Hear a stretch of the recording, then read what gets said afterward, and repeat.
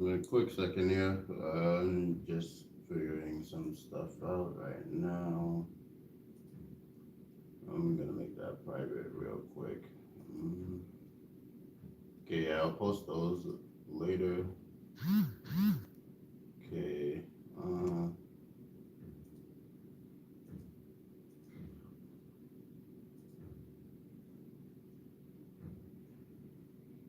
okay. Mm, mm, mm, mm.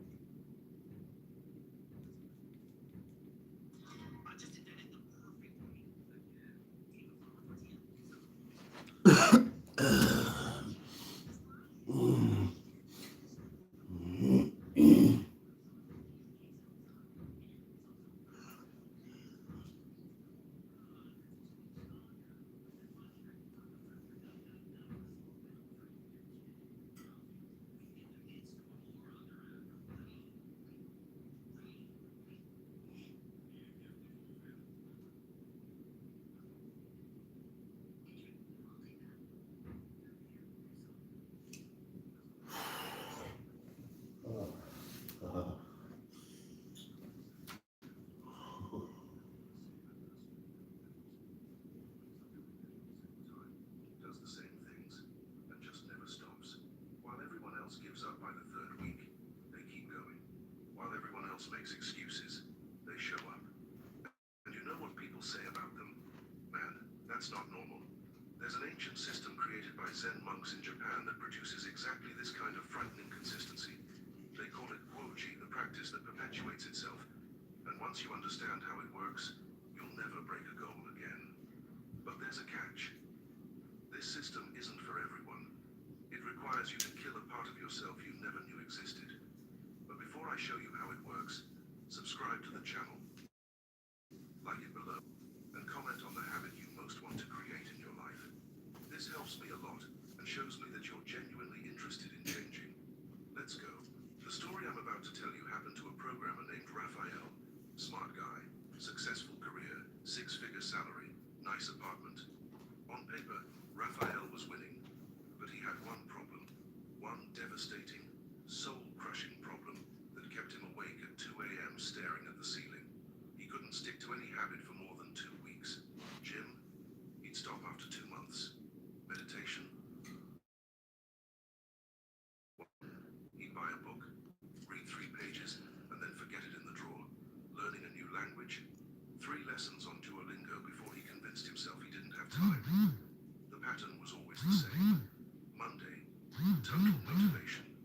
He'd wake up at 5 a.m. feeling like Superman, ready to conquer the world. His mind painted vivid pictures of the person he'd become. Fit, focused, unstoppable. Wednesday, first mental negotiation. I'm a little tired today. Maybe I'll start at 6 a.m. instead. 1 hour won't hurt. I'll make it up tomorrow. I still get points for trying, right? Friday, complete surrender. The alarm goes off. He turns it off without even thinking. The habit is dead. The dream evaporates like morning mist. Sunday, promises about the next week. Monday, I'll start fresh. This time will be different. This time I'll really commit. I'll plan better. I'll be more realistic. But Monday comes, and the cycle repeats. Over and over and over again. A hamster wheel of broken promises. Raphael tried everything. Habit tracking apps with colorful streaks and achievement badges that made him feel productive without actually being productive. Reward systems where he'd treat himself to something nice after hitting milestones, except he never hit the milestones. Accountability partners who checked in on him every morning until they stopped because he kept letting them down. Motivational videos that pumped him up for exactly 48 hours before the effect wore off like a drug leaving his system. He read every book. Atomic Habits, The Power of Habit, Tiny Habits, The 5 a.m. Club, Deep Work. He could quote them all. He understood. He knew about dopamine loops and habit stacking and implementation intentions and the 2-minute rule. Information wasn't his problem. Nothing worked. Because Raphael was fighting something he couldn't even see, something he couldn't imagine, something lurking in the architecture of his brain, sabotaging him from the inside. Here's what Raphael didn't understand yet. Your brain isn't designed to help you grow. It's designed to keep you alive. And in your brain's ancient operating system, the same one your ancestors had 50,000 years ago, staying alive means conserving energy and avoiding risk. Every new habit you try to build is registered as a threat. Your brain sees it as unnecessary energy expenditure. Why wake up at 5 a.m. when you could sleep and conserve energy? Why go to the gym when you're perfectly safe on the couch? Why read when you could scroll mindlessly and let your brain rest? Your current patterns hitting snooze, ordering takeout, watching Netflix until midnight, these aren't bad habits to your brain.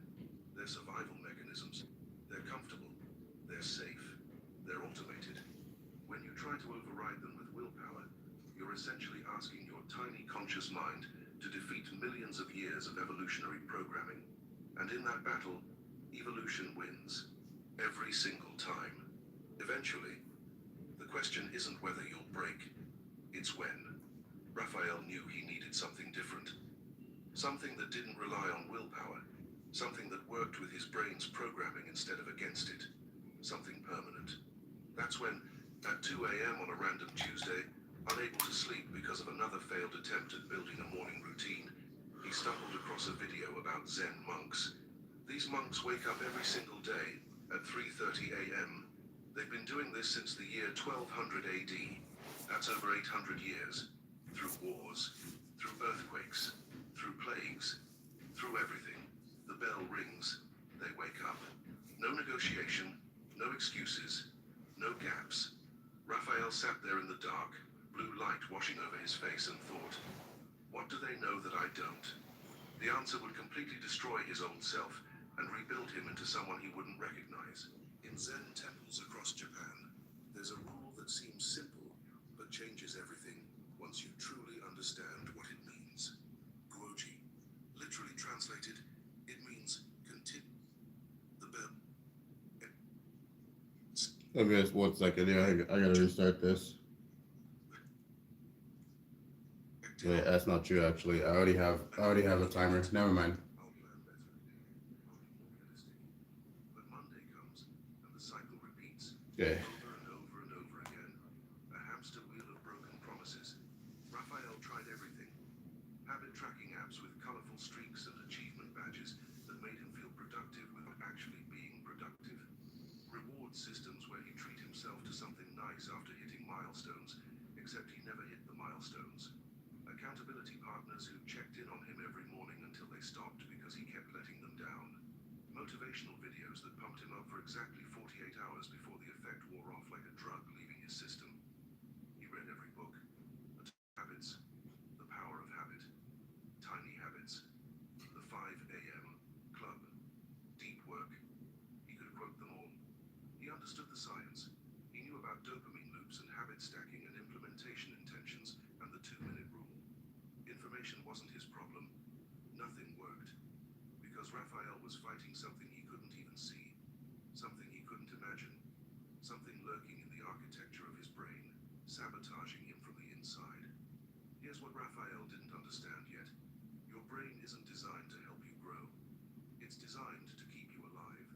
And in your brain's ancient operating system, the same one your ancestors had 50,000 years ago, staying alive means conserving energy and avoiding risk.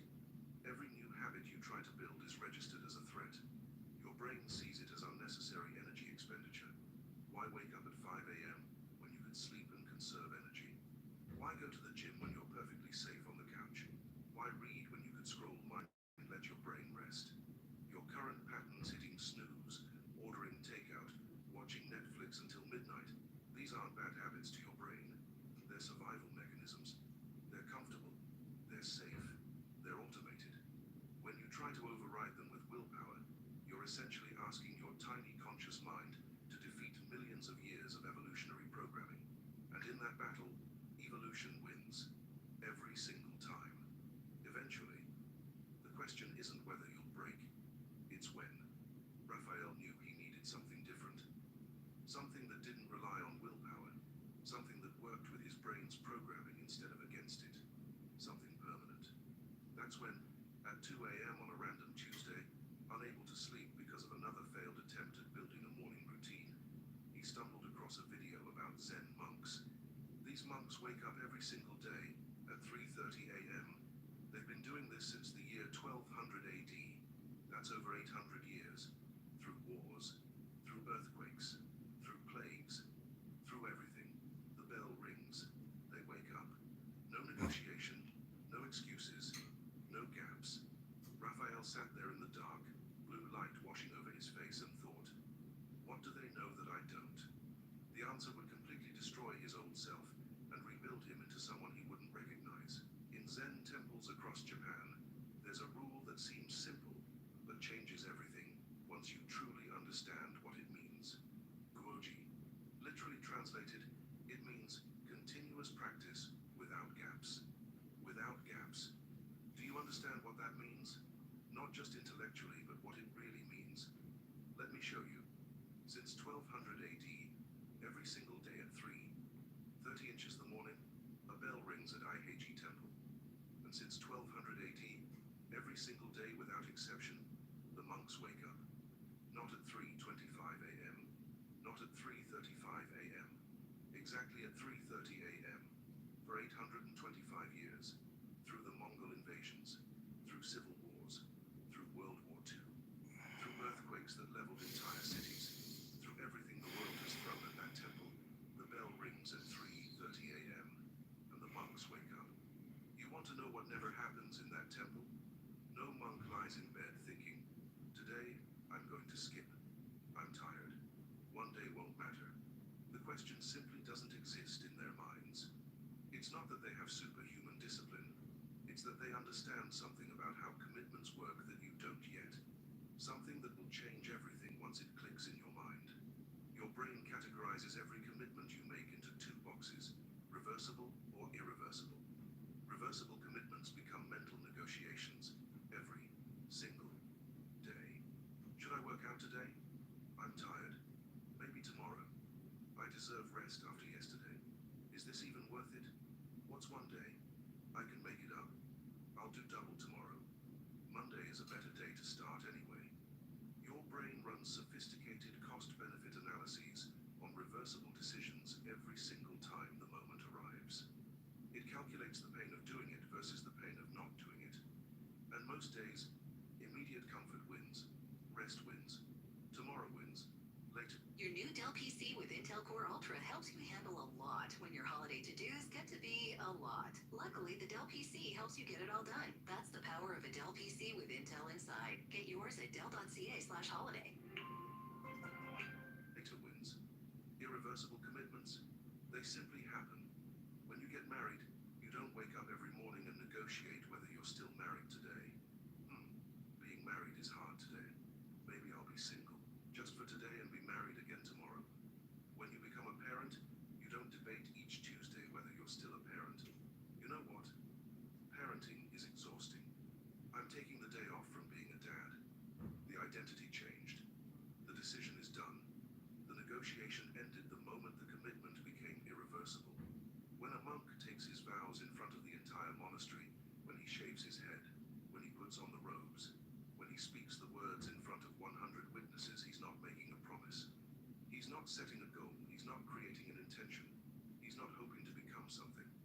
He's changing his identity. Right there, in that moment.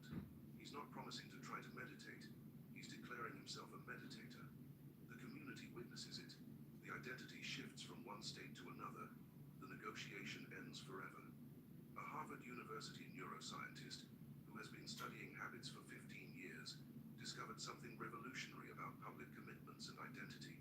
When you make a behavior public, your primitive brain interprets potential failure as a survival threat. Think about it from an evolutionary perspective. Our ancestors lived in tribes of about 150 people. That tribe was everything: safety, food, reproduction, survival. If you lost status in that tribe, if you became known as someone who couldn't keep their word, someone unreliable, you could be expelled. And expulsion meant death. Alone in the wilderness with predators and hostile tribes, you didn't last long. Your modern brain, the one sitting in your skull right now, still operates on this ancient programming. When failure is private, it's uncomfortable. You feel bad. You're disappointed in yourself. But you survive. When failure is public, when everyone knows, when your status is at stake, your brain interprets this as catastrophic, as life-threatening. Your amygdala, the ancient fear center, lights up like a Christmas tree. That's exactly what Raphael did. He stopped making private promises and started making public declarations.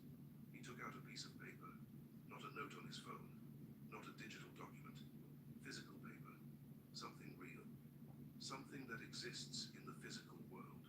And he wrote, I am a person who meditates 20 minutes every day at 5:00 a.m. for 90 consecutive days. Not, I will try. Not, my goal is. Not, I hope to. Not, I want to. I am. Present tense, identity declaration. Non-negotiable statement of fact.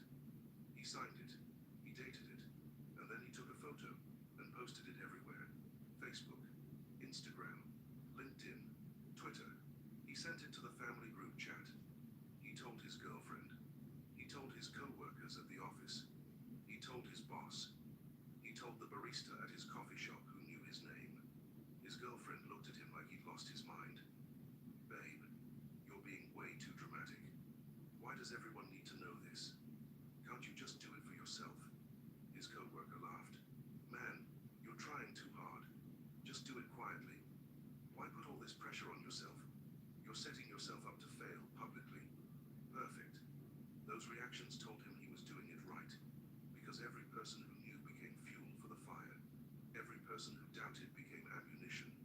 Every skeptical look, every raised eyebrow, every we'll see how long this lasts, became a reason to continue.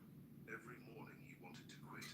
He thought about having to look them all in the face, having to post online that he'd failed after 3 days, having to admit to his girlfriend again that he was just another guy full of big talk who couldn't deliver on his promises. The thought was unbearable. Day 3 brought the first real test. The alarm went off at 5 a.m. Raphael had been out late the night before at a work event. He'd gotten maybe 4 hours of sleep. His body felt like it weighed 1,000 pounds. His bed had never been more comfortable. Immediately, his mind began its usual sophisticated routine of self-sabotage. You're exhausted. This isn't healthy. Your body needs rest. Sleep is actually more important than meditation. You read that article about it. One day won't make a difference. You'll meditate twice as long tomorrow. You'll make it up. This is about health, not about ego. Successful people know when to rest. You're going to get sick if you keep this up. Every excuse felt perfectly logical. Every rationalization was backed by reasonable sounding evidence. Every thought felt like wisdom rather than weakness. But something fundamental had changed. The thought of posting online that he'd lost after only 3 days was unbearable. The thought of seeing his girlfriend at breakfast and admitting, once again, that he'd given up. The thought of his co-worker smirking on Monday morning and saying, how's that meditation thing going? While already knowing the answer, the pain of quitting had become greater than the pain of continuing. His feet hit the floor. He sat down on his meditation cushion. He started his timer. 20 minutes. His mind raced like a Formula One car. His body screamed at him that this was wrong, that he should be sleeping. Every cell rebelled. But he didn't move. He sat there, present with the discomfort, present with the resistance, present with the war happening inside him.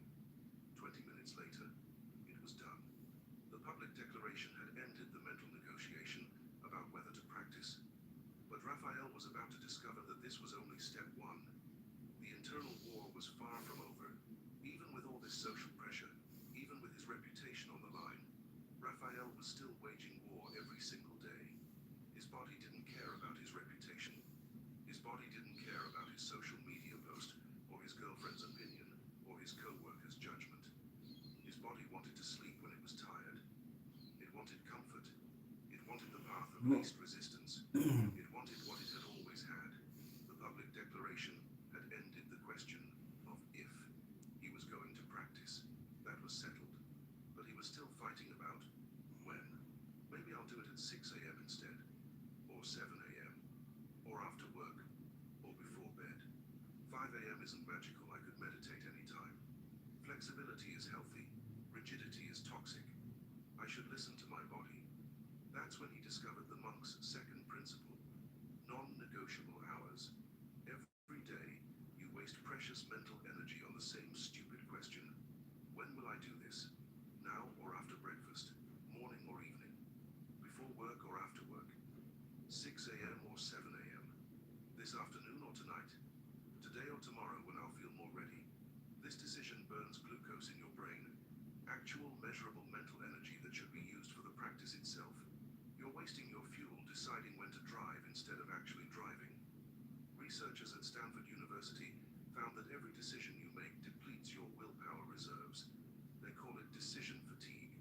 It's why judges grant parole more often in the morning than the afternoon. It's why you eat healthy at breakfast but order pizza at dinner.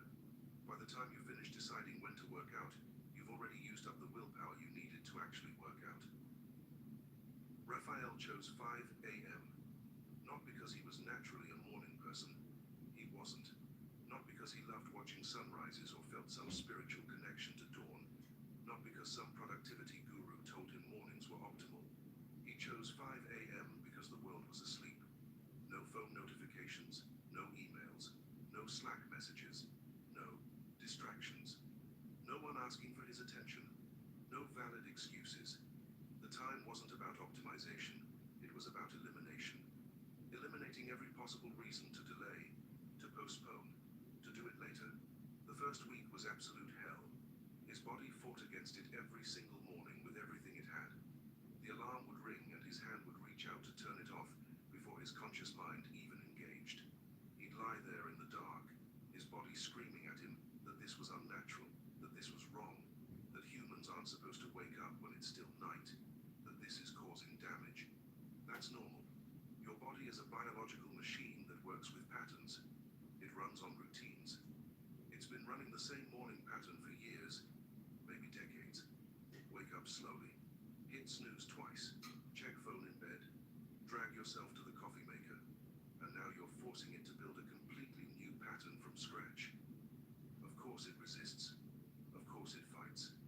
Of course it sabotages.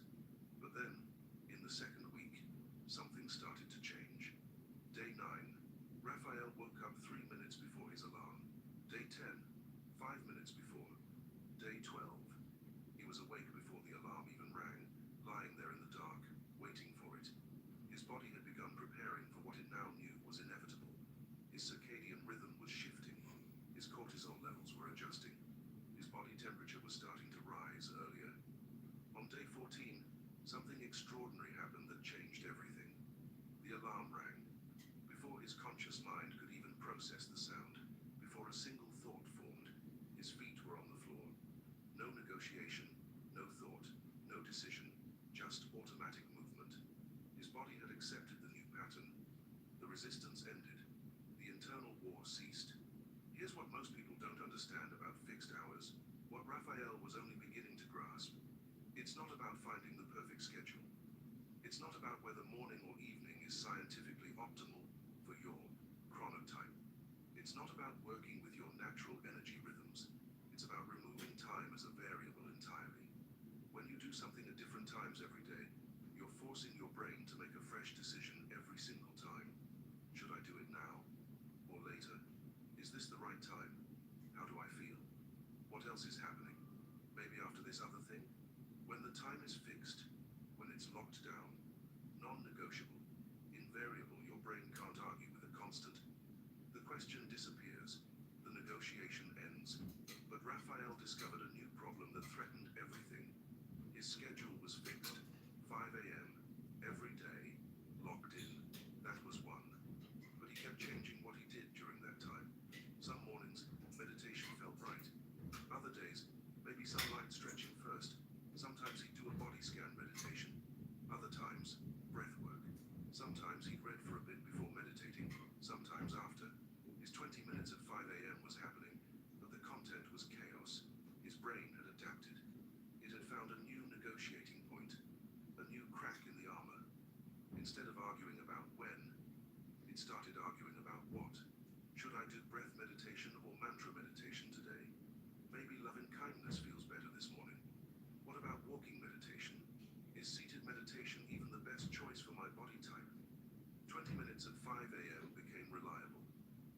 was fixed, but the practice itself was chaos, different every day, varied based on how he felt, what seemed right, what his mind suggested. The fixed schedule had solved half the equation, but his mind was still finding loopholes to negotiate, still finding ways to maintain control, still preventing full automation. He'd eliminated the when, but not the what. And this is where Dogen's teaching on form becomes controversial, because what he taught sounds extreme to modern ears. It sounds robotic, inhuman, obsessive. He taught that you must do exactly the same thing every single day until your mind completely surrenders. Before we continue, if you're still watching, you're different from most people. Most people have already quit this video. Subscribe to this channel right now. Hit the like button. Comment below with one habit you'll commit to for 90 days. This tells the algorithm to show this to more people who need it. But more importantly, it tells me you're serious. That you're not just watching, you're changing. If you do this, I'll know you're ready for what comes next. Let's continue. You think variety keeps things interesting. You think flexibility prevents burnout. You think mixing things up makes you adaptable and prevents stagnation. But variety is actually where consistency dies. Every time you change what you're doing, your brain has to make micro decisions. Should I do push-ups or burpees today? Which book should I read next? How long should I meditate, 10 minutes or 20? Breathing meditation or body scan? Morning pages or writing journal? Strength or cardio? This podcast or that one? Every small decision is a crack where your old patterns leak back in. Every choice is an opportunity for your mind to negotiate. Every variation is a chance for the old you to regain control. Roll. Master Dogen, the founder of the Soto school of Zen Buddhism in the 13th century, taught something that sounds absolutely insane to modern ears. He said, do the same practice, in the same way, at the same time, in the same place, without variation, until the practice does itself. Not until you master it, not until you perfect it, not until you understand it fully, until the practice does itself, until you are no longer doing it, until it is simply happening through you. Raphael completely locked everything down. 20 push-ups, 10 minutes of meditation using the breath counting method, 10 minutes of reading from the same book until finished, then the next book. Same order, every single day. Same book until finished. Same meditation technique, no variety, no exploring other methods. Same number of push-ups, not around 20, not 15 to 25 depending on how I feel. Exactly 20. His personal ango, a term Zen monks use for periods of intensive training. Usually 90 days would be 90 days of absolutely identical practice. No variation, no flexibility, no listening to his body about what felt right today. The practice was set. The form was locked. His friends called him robotic. Dude, you're like a machine now, it's kind of weird. His girlfriend said he was getting obsessed. This isn't healthy. You need flexibility, balance. You're becoming rigid. His co-worker joked that he turned into an AI. What happened to you? You used to be spontaneous. They didn't understand that robotic was exactly the point. Rigid was the goal. Machine-like consistency was what he was building. Because that's what works. That's what creates automaticity. That's what ends negotiation forever. The third week, his mind went to war harder than it ever had. Every single morning, it screamed for variety. This is stupid. You're not a robot. You're a human being. Humans need variety. This is unnatural. Mix things up or you'll burn out. This can't be sustainable. You're missing out on other techniques. What if there's a better way? What if this exact routine isn't optimal for you? Shouldn't you be more flexible, more adaptive, more balanced? The voice was loud, persistent, convincing. It sounded like wisdom. It sounded like health. It sounded like reason. But it was just his old patterns fighting for survival. The fourth week, something broke. Not his discipline, not his commitment, not his practice. His resistance broke. The voice of negotiation started getting quieter. The mental battles that used to last 5 minutes started lasting 30 seconds. The urge to change things up started fading. The feeling that he needed variety started seeming less important. His body was learning the sequence like a dancer learns choreography. musician learns a piece of music, like your hands learn to type without looking at the keyboard. By week 6, halfway through his ango, something remarkable happened. He was halfway through his push-ups before he even realized he'd started. His hand would reach for the same book without conscious thought. His timer would be running and he'd have no memory of setting it. The practice was beginning to take care of itself. The doing was happening without a doer. This is what people don't understand about consistency. It's what Raphael had missed in all those books and videos he'd consumed before. It's not about willpower lasting forever. Willpower is finite. Willpower depletes. Willpower runs out like a battery. It's about repetition until willpower is no longer needed. An MIT neuroscientist named Dr. Anne Graybiel has studied the automatization of behaviors for over 12 years. Her research on habit formation has revolutionized how we understand learning.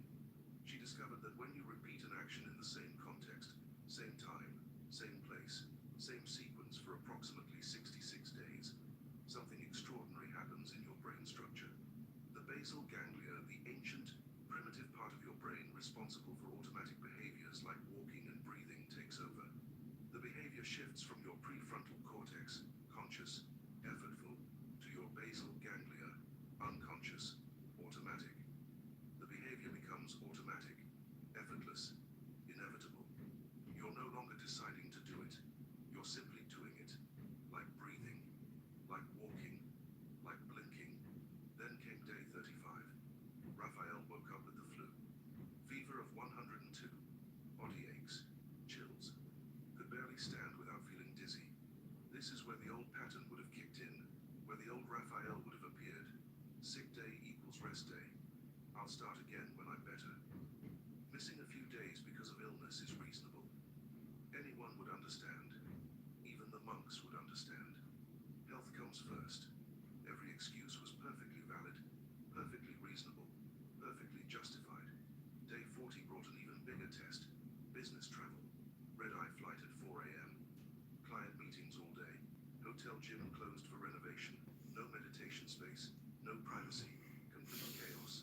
This is where the old Raphael would have surrendered. Perfect excuse. Impossible situation.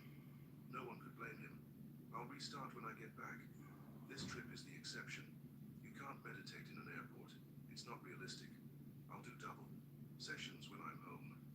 But something fundamental had changed in Raphael. Something deeper than discipline. Something beyond willpower. Because he discovered what Dogen meant when he wrote, "Practice must continue without even a moment of gap." The all-or-nothing lie has killed more consistency than laziness ever could. It's killed more dreams than fear. It's destroyed more transformations than doubt. You tell yourself, if I can't do the full 20 minutes, why do anything at all? If I can't do perfect push-ups with perfect form, I'll wait until tomorrow when I'm less tired. If conditions aren't ideal, if the situation isn't perfect, I'll skip it and start fresh when everything aligns. This thinking creates gaps. And gaps are where your old self crawls back in. Gaps are where your old patterns re-establish themselves. Gaps are where death happens. Look at any elite athlete and you'll see something people constantly misinterpret. They have rest days. They have recovery periods. They have light training sessions. People see this and think, see, even they take breaks. Even they're flexible. But those rest days are still practice. Those recovery periods are still progress. Those light sessions are still movement toward the goal. They're intentional, strategic, planned in advance. Never because they feel lazy. Never because they don't want to train. Never because Netflix looks better than the gym. A rest day allows them to train harder tomorrow. It's recovery with purpose. It's strategic restoration. It's still movement in the direction of their goal. But when you skip because you're tired, that's not rest. That's not recovery. That's not strategic. That's retreat. Dogen used a metaphor that changes everything once you understand what he meant. A river never stops flowing. During a drought, it may slow to a trickle. During summer heat, it may nearly disappear. But it never stops. Water keeps moving, even if just a drop at a time. The moment it stops completely, it's no longer a river. It's a dry riverbed. It's just a memory of where water used to flow. It's death. Your practice is the same. The moment you create a gap, a complete stop, a full break, A day of 0, you're no longer practicing. You're someone who used to practice. Past tense. Memory. Ghost. Day 35. Raphael woke up at 5 a.m. with a 102-degree fever. His body felt like it had been hit by a truck. Every muscle ached. His head pounded. Moving seemed impossible. The old voice returned, sounding so reasonable, so wise, so caring. Rest. You're sick. Your body needs recovery. This is a legitimate medical reason to stop. Start again when you're better. Even monks rest when they're truly ill. This is about health, not ego. But Raphael had written down his pre-solution for this exact scenario weeks ago, before the moment of crisis, before the pain of the decision. If sick, 2 push-ups, 2 minutes of meditation, 1 page of reading. He rolled out of bed. Or rather, he fell out of bed. He got on the floor. He did 2 push-ups. Not 20. 2. They were terrible. His form was awful. His arms shook like leaves. They barely counted as push-ups. A fitness instructor would have laughed. It didn't matter. He sat for 2 minutes. Not 20. 2. His mind was foggy. He couldn't concentrate. His head pounded.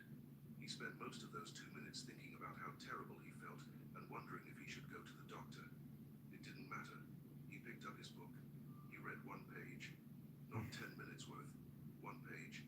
He barely absorbed any of it. He had to reread some sentences 3 times. The words swam on the page. It didn't matter.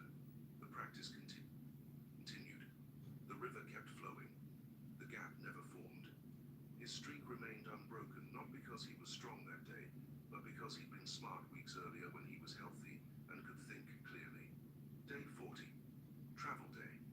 Alarm at 4 a.m. to catch a flight. Airport at 5 a.m. Client meetings scheduled for the entire day. Hotel gym closed for renovation. No meditation room. No quiet space. Complete chaos. The old Raphael would have said, impossible. Can't be done.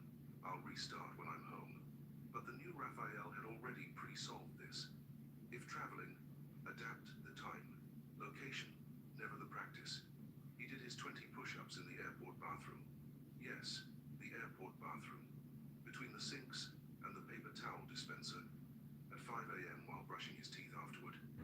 People walked in, saw a man in business clothes doing push-ups, and walked right back out looking confused. Great. He meditated in the Uber on the way to his meeting. The driver probably thought he was sleeping.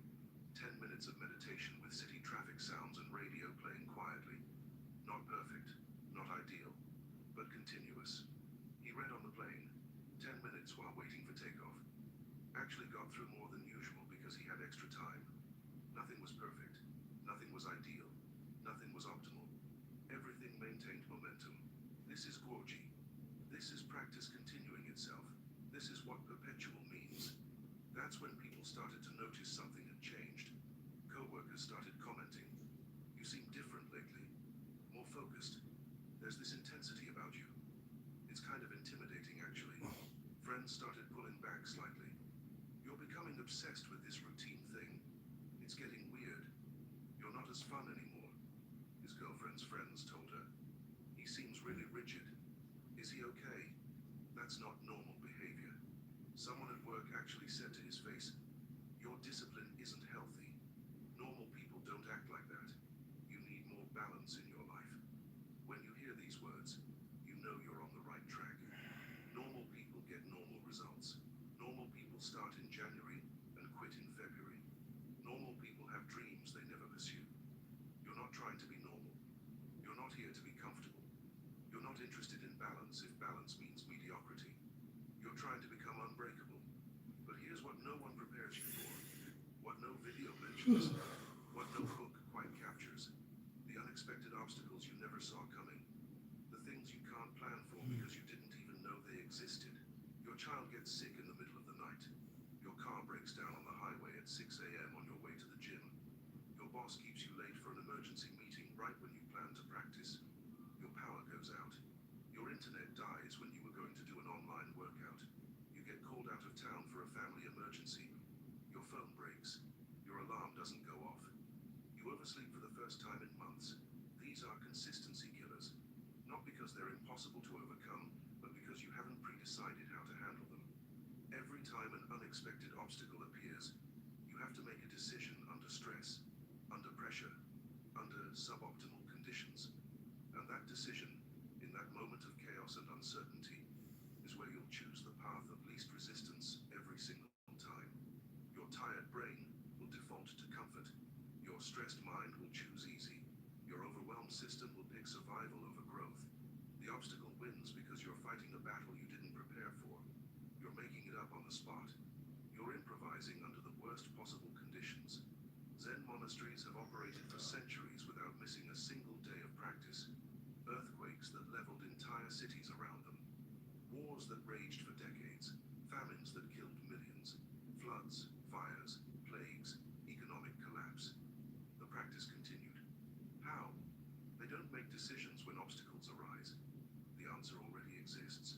The solution was decided decades or centuries ago by masters who thought through every possibility. When the meditation hall floods, they go to the dining hall. When the dining hall catches fire, they sit in the courtyard. When the courtyard is covered in snow, they sit in their rooms. When earthquake makes indoor practice dangerous, they sit outside. There is no meeting, no discussion, no debate, no voting, no negotiation, no, what do you think we should do? The bell rings, the response is automatic, the practice continues. Raphael spent an entire evening doing something that would save him dozens of times over the next months. He wrote down every obstacle that had ever broken his consistency in the past, every excuse he'd ever used, every circumstance that had ended a streak. Then he pre-solved each one. He wrote down the exact response before the problem ever occurred. Raining, push-ups in the garage. Snowing, push-ups in the living room. Guests staying over, silent workout in the bathroom at 5 a.m. Power outage, meditation by candlelight, actually better. Push-ups need no power, reading with a flashlight. Traveling, research hotel with gym before booking, or pack resistance bands in suitcase. Hotel gym closed, push-ups in room, hallway, stairwell, anywhere.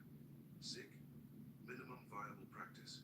2 push-ups, 2 minutes meditation, 1 page reading. Injured, adapt the practice.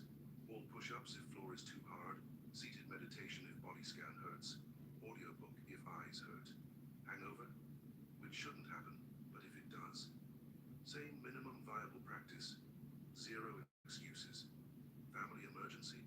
Practice in hospital waiting room, airport terminal, car, wherever you are. Flight cancelled. Practice in airport. Woke up late. Shortened version. Never skipped version.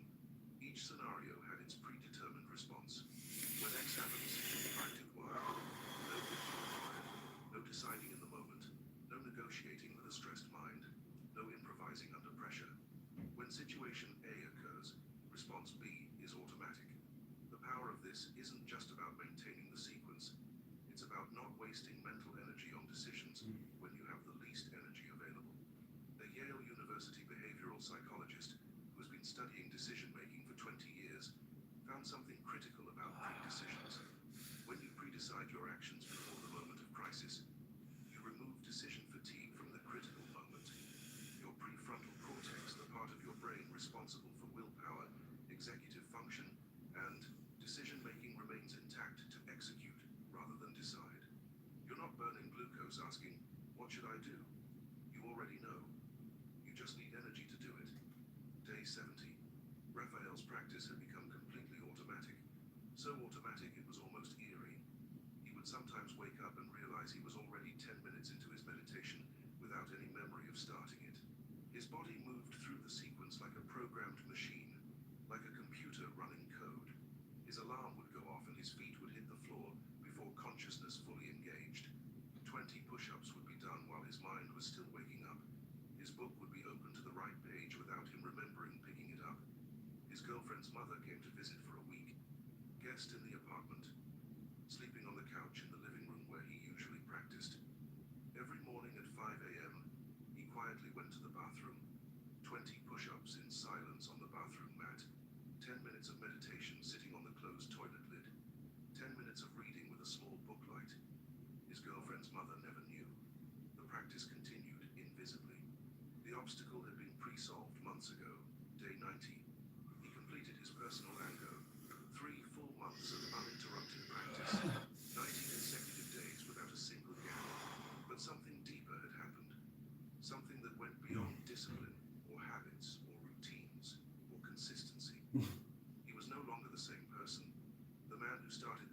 90 days ago. The man who couldn't stick to anything for more than 2 weeks, that man was dead. Someone else had been born in his place. Friends literally told him, "Your consistency is scary. The way you just show up every day, no matter what, it's not normal. It's kind of intimidating." His response was perfect. Great. Because when your discipline makes others uncomfortable, you're finally operating at the right level. When people start using words like obsessive and extreme and intense, you know you've separated from the pack. Your existence proves that everything they say is impossible is actually just uncomfortable. That's why they'll call you obsessive. Don't you think you're taking this too seriously? That's why they'll say you need balance. All work and no play, you know. That's why they'll tell you to relax. You need to learn to take days off. That's why they'll insist you're being too rigid. Flexibility is important. They need you to slow down so they can feel better about standing still. They need you to quit so they can justify quitting. They need you to be normal so they don't have to confront their own inconsistency. Here's what they don't tell you about transformation. What Raphael discovered. You become a mirror. When people look at you and see someone who never quits, they see a reflection of their own broken promises. When they watch you show up every single day without fail, they're reminded of every gym membership they wasted, every book they never finished, every goal they abandoned. Your consistency isn't scary because it's extreme or unhealthy or obsessive. It's scary because it's evidence. Evidence that excuses are lies. Evidence that "I don't have time" actually means it's not a priority. Evidence that "I'm too tired."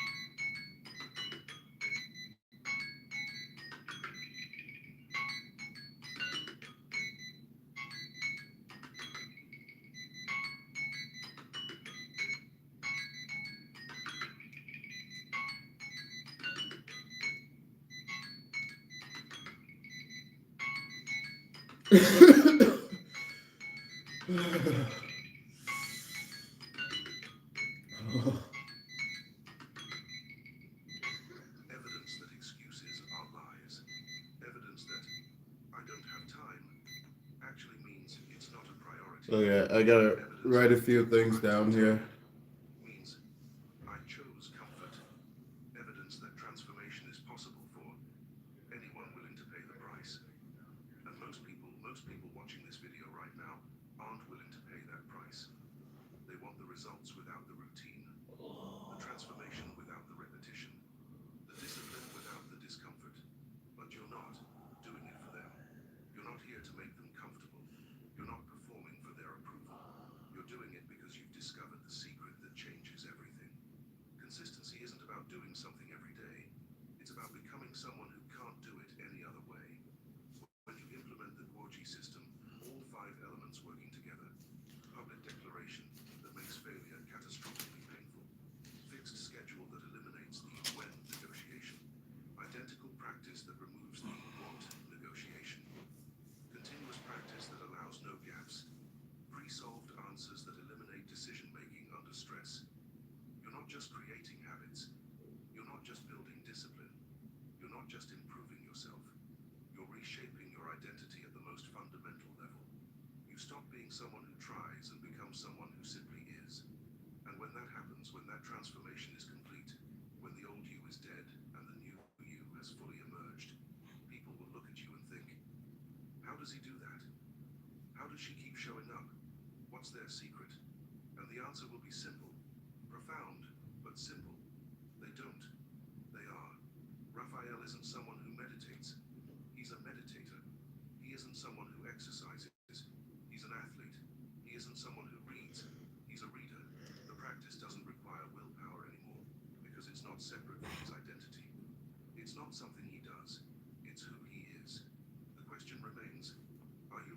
this level of transformation, and I need to be crystal clear about what this requires. No sugarcoating, no false promises, no motivational lies. This isn't about discipline. This isn't about willpower. This isn't about trying harder. This is about death and rebirth. The death of your inconsistent self. The self that makes excuses. The self that negotiates with itself. The self that quits when things get uncomfortable. The self that values comfort over growth. The self that chooses easy over excellent. That self has to die. Completely. No resurrection. The birth of your unbreakable self. The self that never stops. The self that keeps every promise. The self that terrifies others with its consistency. The self that makes people uncomfortable just by existing. The self that proves what's possible. The Guoji system won't make you a better person. It'll make you a different person. Someone others will look at and think, that's not normal. That's not healthy. That's not balanced. That's not human. And when you hear those words, really hear them and understand what they mean, you'll know. You'll know where you want to be. Here's your right now, this moment. You can watch this video, feel inspired for 2 or 3 days, and then return to your old patterns. Most people will do this. Most people are watching this right now thinking, that's interesting, while having absolutely zero intention of changing anything. They'll go back to hitting snooze, back to broken promises, back to, I'll start Monday, back to being normal. Or you can do what Raphael did. Right now, not tomorrow, not Monday, not when I'm ready, right now. Take out a piece of paper, actual paper, not your phone. Write your public declaration. Not I will try, not my goal is, not I hope to. I am. I am a person who, specific action for specific duration, every single day of 2024. Specific time for specific number consecutive days. Sign it, date it, make it real. Choose your non-negotiable hour, the same time every single day. No negotiations, no flexibility, no listening to your body about what feels right. Lock down your practice. Same actions, same order, same duration. No variations, no improvements, no optimization. Just repetition until automation. Write down your pre-solutions.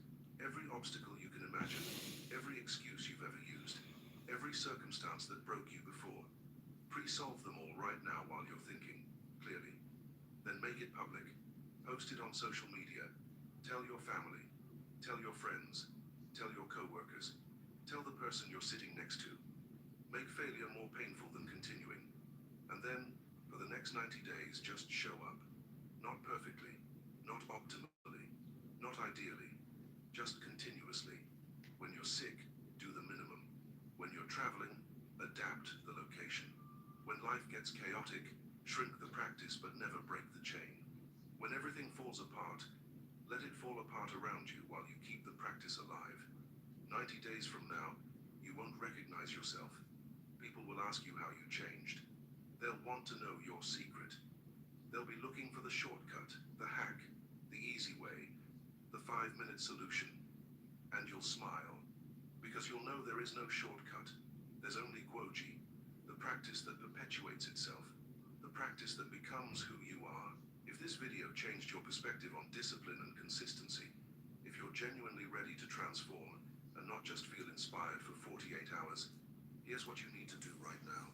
Subscribe to this channel and activate the notification bell, because the content coming will continue to transform you. Yeah, I This should isn't like This say, isn't motivation. This is a reconstruction like of your this operating this system. podcast More is importantly, woke spiritual talk. right now. I'm just reading the name one now. Actually, yeah, like usually I just listen to things that kind of just feel right, you know.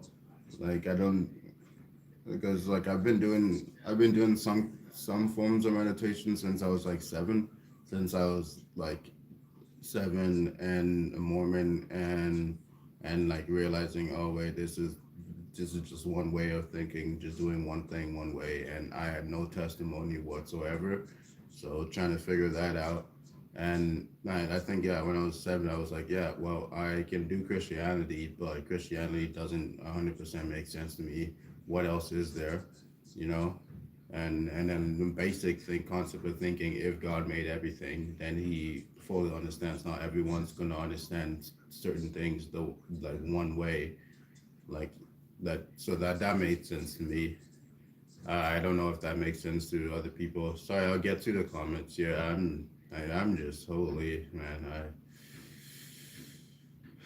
Yeah, I just got it. Oh wait, did that light go off? Oh, okay, that's cool to know. I only need one light, but yeah. And I'm just writing down, but basically what I heard throughout the whole podcast.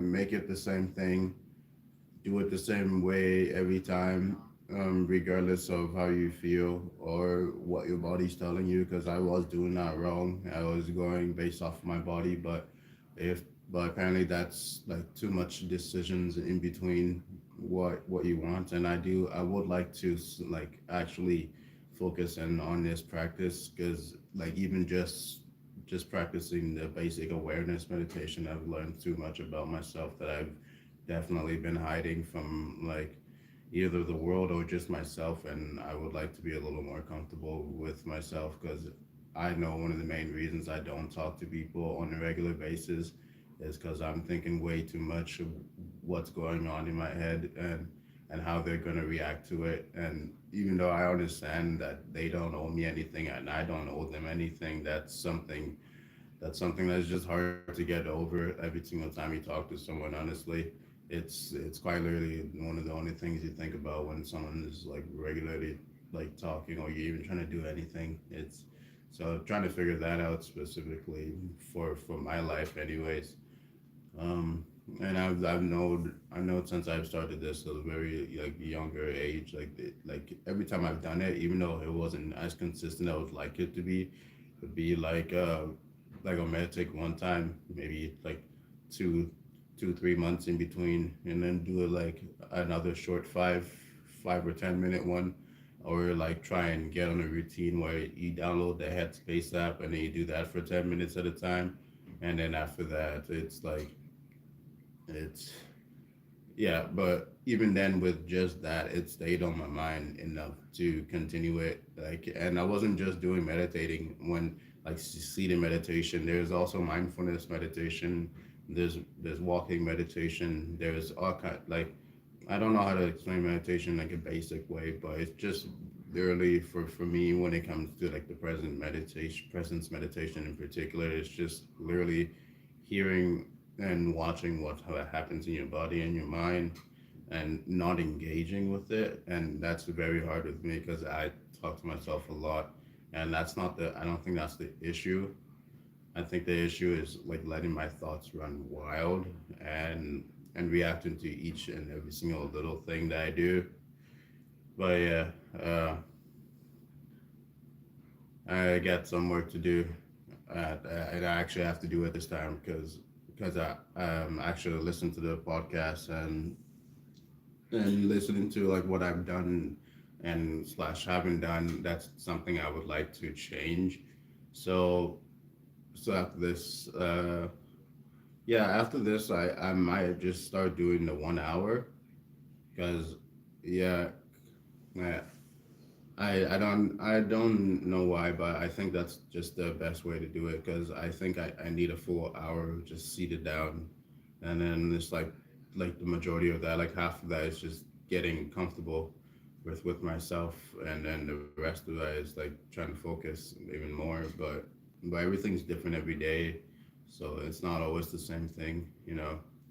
Because like I said, I told like I have ADHD, so like just sitting down, seated still, continuously is not like it's almost impossible sometimes. But like if I ignore what's happening, I can just get through my day. But there's always more going on in the body, and sometimes I realize I will ignore so much of what's happening and just to like perceive a sense of normality just for other people in a sense, and then that only ends up hurting me in the end. So yeah, I think that's something I need to do for myself. That's something I need to figure out for myself because it's causing me a lot of pain. Like I used to do the workout stuff like repeatedly. Like I'm talking when I started working out again, it was like 7 years old. I was going through like too much stuff, man. So workout was just like a way to vent that and like some levels of religion. I can't really say that. And another thing, I only practice like the meditation, like if you do consider like Buddhist or Hindu or like Japanese and all that, I practice more the way of life kind of meditation. I don't practice the this religious aspects of that because I know that at the very least that there is two different kinds of meditation, and like I do somewhat consider myself a Buddhist, but strictly on the way of life, and that's meaning like what I can and can't control.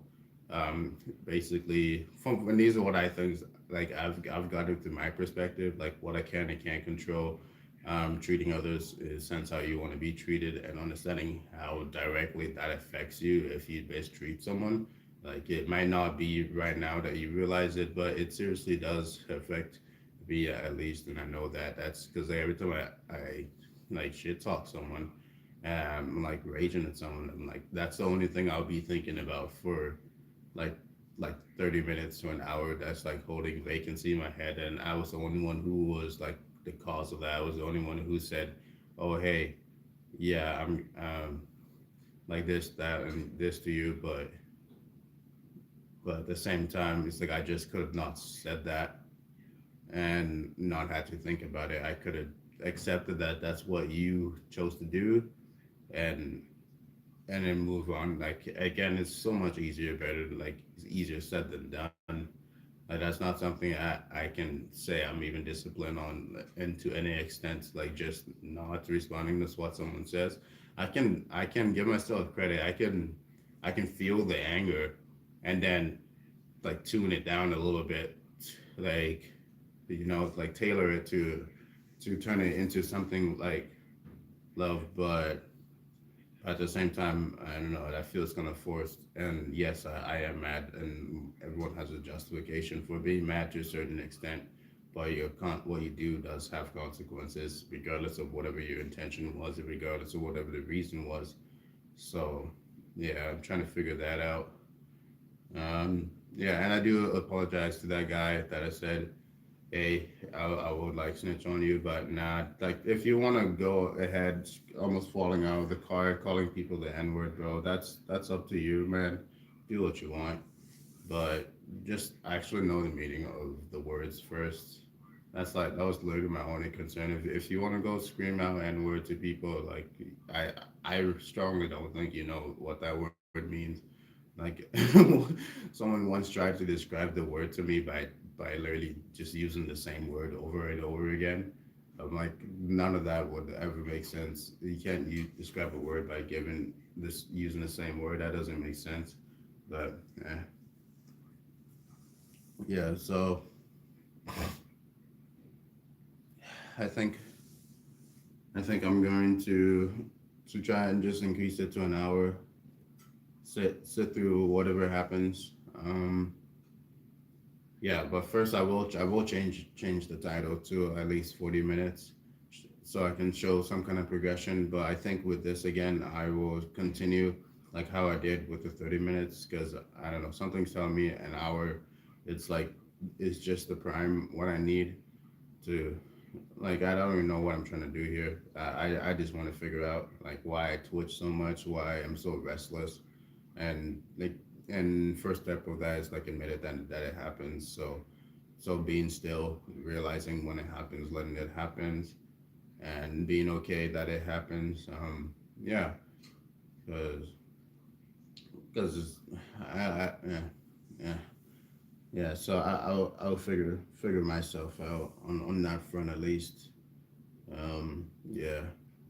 So yeah, not too much to say. Oh yeah, I'll get to the comments, guys. Thank you. Thank you for watching. Yeah.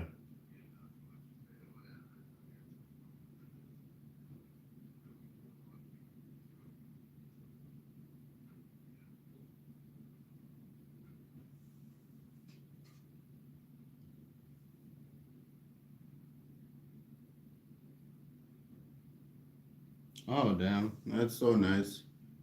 Okay, let's go from the top here.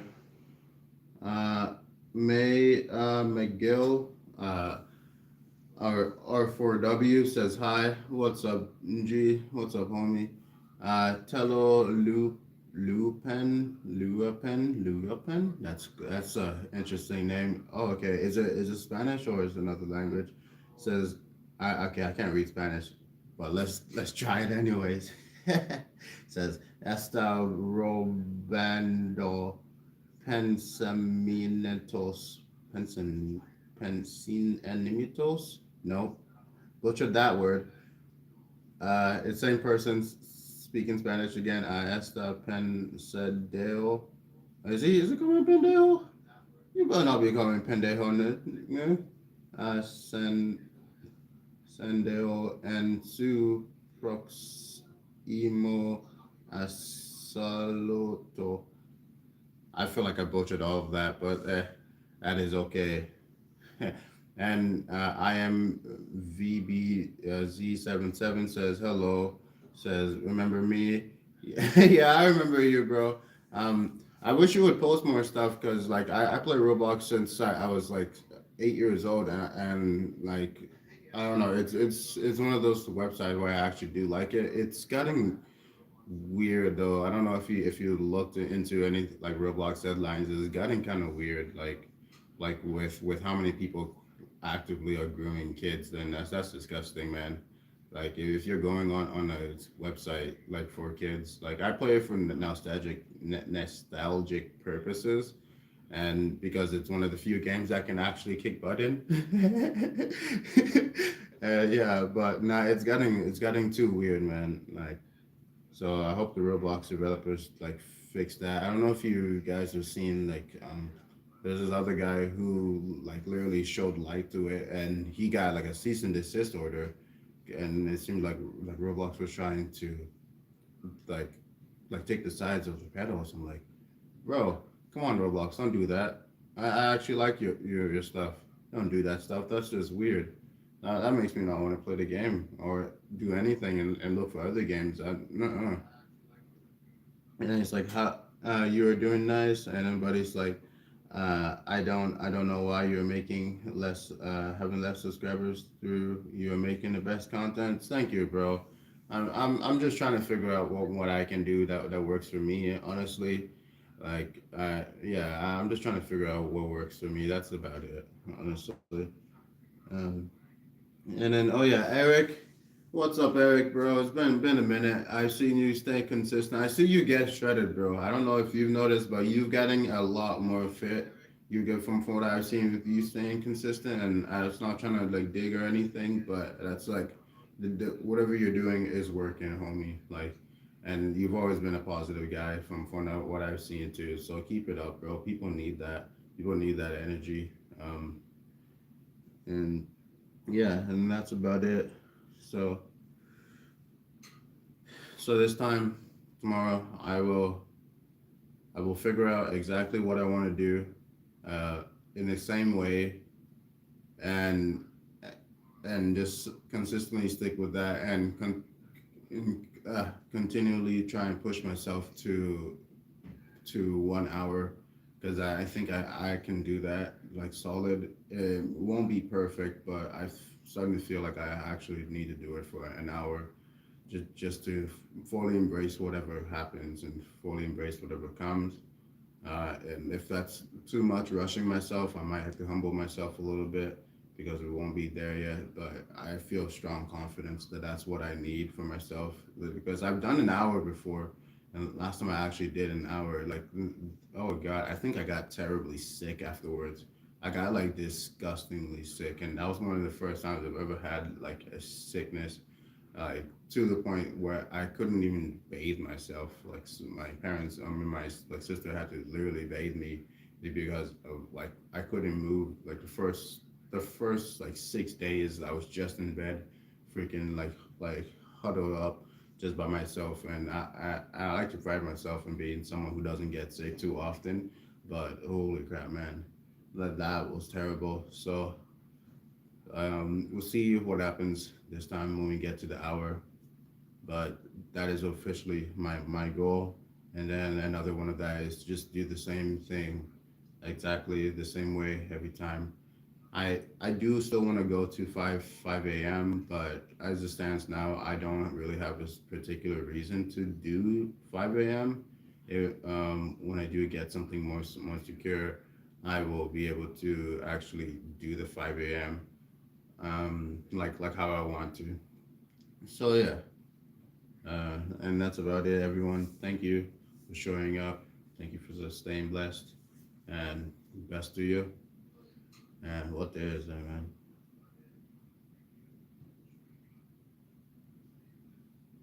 Yeah. Happy Saturday.